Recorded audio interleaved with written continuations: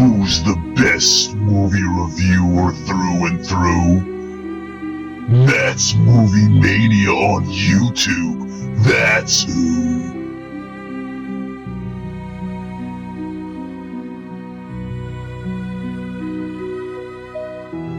Why don't you stay a while and have your life reviewed?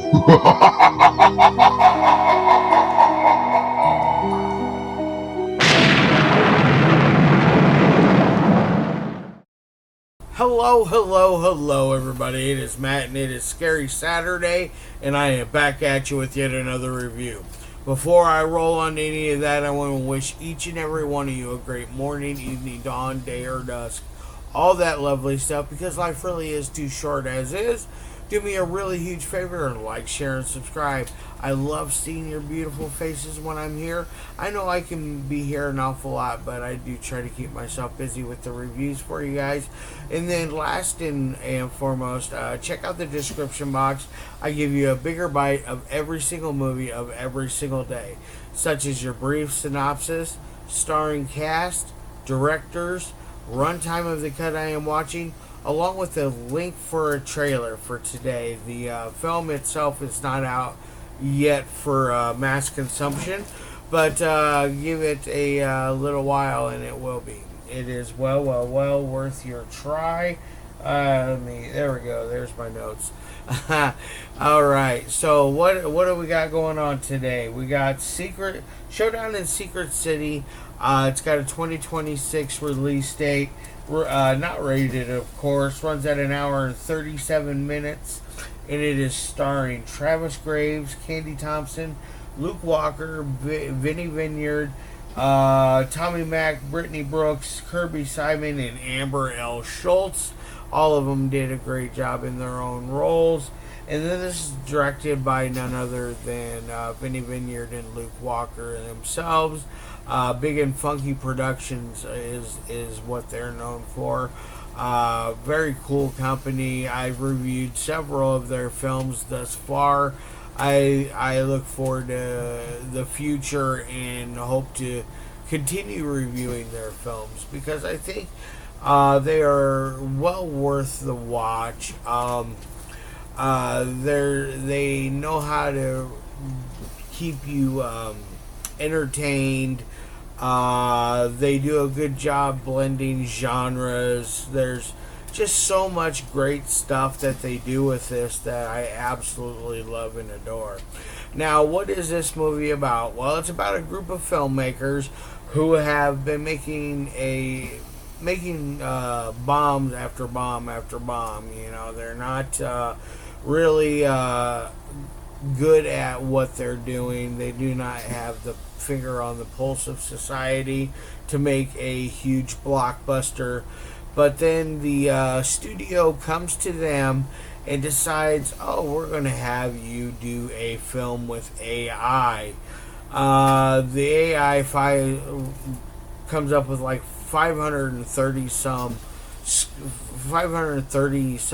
thousand scripts, and they all have to do with porn, kitty cats, and I think that was it, porn and kitty cats, which made me laugh my ass off. I thought that was really funny because it is kind of true. I know of people online, you know who you are, that watch a lot of porn, and then on their free time when they're not watching that, they watch kitty cats and dogs and puppies and kittens and all that fun stuff.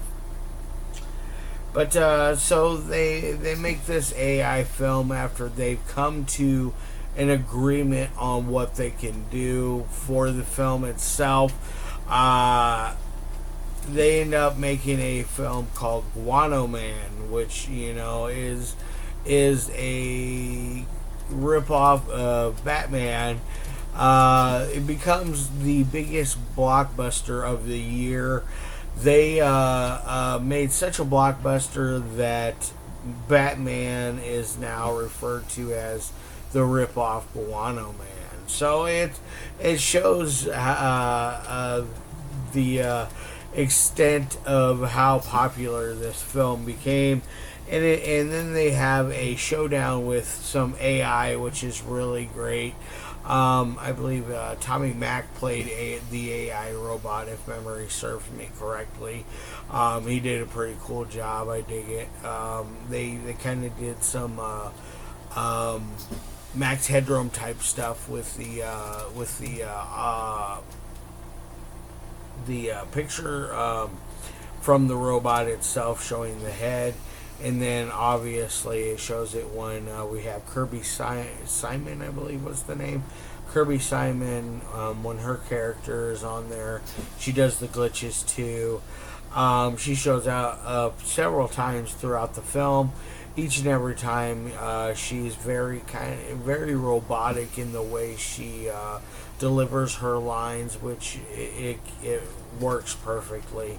And it eventually gets to the point to where one of her FaceTime phone calls, she is topless, and they're like, okay, you can put a shirt on, you're making us all uncomfortable, that kind of stuff.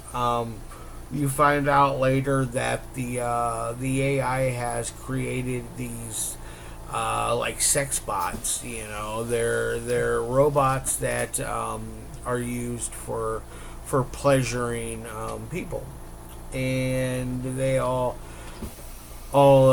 take turns trying to get into the closet that Vineyard has locked this thing into.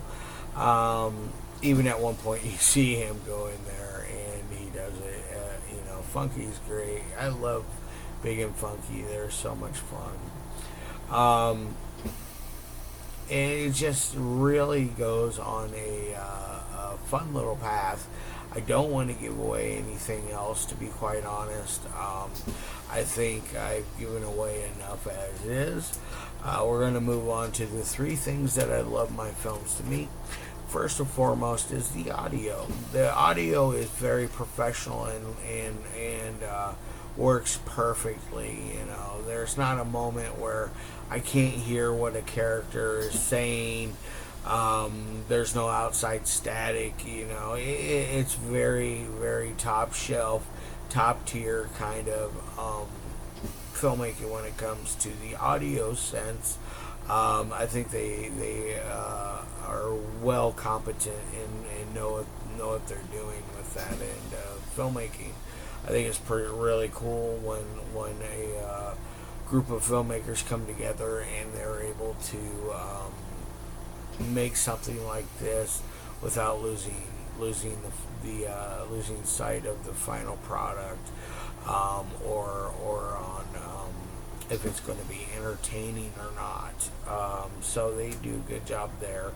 I'm going to give them an A on the audio. And then second thing I like is dialogue. Dialogue can really bring down a film if the dialogue is crunchy and doesn't make sense, bogs down things. It can really, really make a good film into a bummer of a film, And so I'm going to give this one another A. I think they get some fun dialogue going on there. There's great lines, great one-liners. There's just so much going on in this film. I feel like I could talk about it for an hour and still not touch on everything that it has. It really, really packs a punch. And now on to that third thing, which is one of the hardest parts of filmmaking, my least favorite part, which is editing. Editing is a huge thing to tackle. You have to have a lot of patience. You have to have a keen eye for what the director is looking for. It just really has a lot going on to put together a film and make it make sense and all that good stuff. So I'm going to give this one an A+ on the editing because it is done rather well. I am so harsh on editing that I can sometimes lose my focus on what the film itself brings, because it controls all your momentum, all the ups and downs of storytelling. Um, you just really have to know what you're doing in that field of filmmaking. So we got 2 A's and an A plus on my final score of 1 through 5. This is going to get a 4.0 out of 5. It's above average. It's on par with their other stuff like The Hike and WHJC, I believe was the name of it. I forget. They're running a radio station, which I reviewed both of those. Both very fun movies, and I believe both are on Tubi. So look up Vinnie Vineyard and Luke Harper and check out their work. It is well worth your time, especially if you're looking for a little bit of a laugh with your film. You definitely got it here and got it with their other stuff because they know how to deliver comedy and do it with the right what do I say? The right times of dropping the joke. They know exactly what they're doing right there.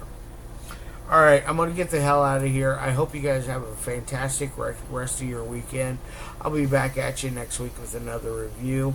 I'm not 100% sure what I'm going to be doing, but I will be here either Friday or Saturday or Sunday next week. Alright guys, love your faces, and as always, peace.